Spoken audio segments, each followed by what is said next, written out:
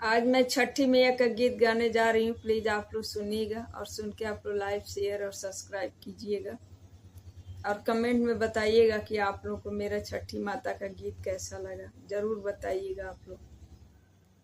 पहिरेले महादेव पिहरिया, माथे डलरी उठाई।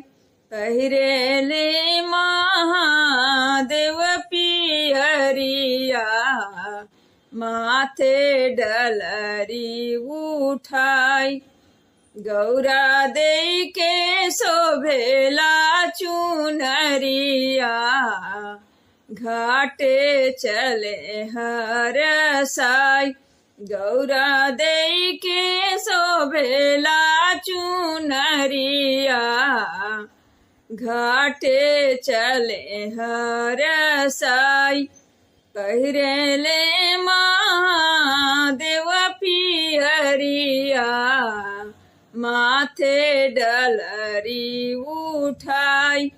पहिरेले महादेव पिहरिया, माथे डलरी उठाई।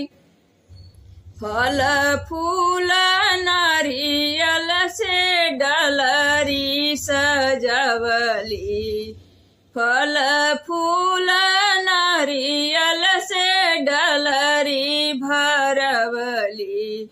सोनवा के सुपवा में दियना जलवली, सोनवा के सुपवा में दियना जलवली। छठी माई के करेली पूजनिया, भीख मांगे सिर निवाई।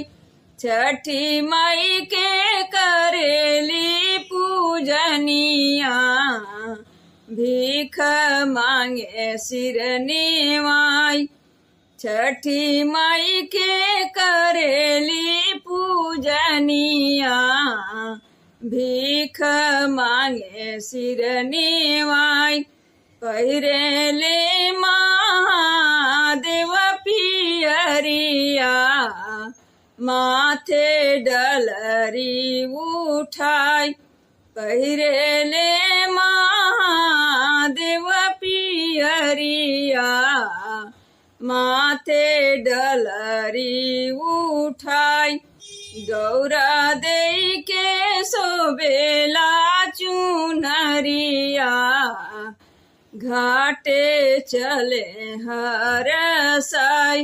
गौरा दई के शोभेला चुनरिया, घाटे चले हर साई। जल बीच ठाड़ भैली गौरा देई, अर्घ देली आदित्य मल के। जल बीच खड़ भैली गौरा देई, अर्घ देली भीनुसार। एक टक आदित्य मल के नीरे खेली, एक टक रौरे से चले संसार।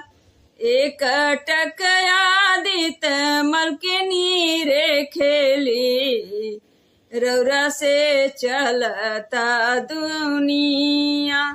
हर दम रही सहाय, ए सूरज मल बाबा।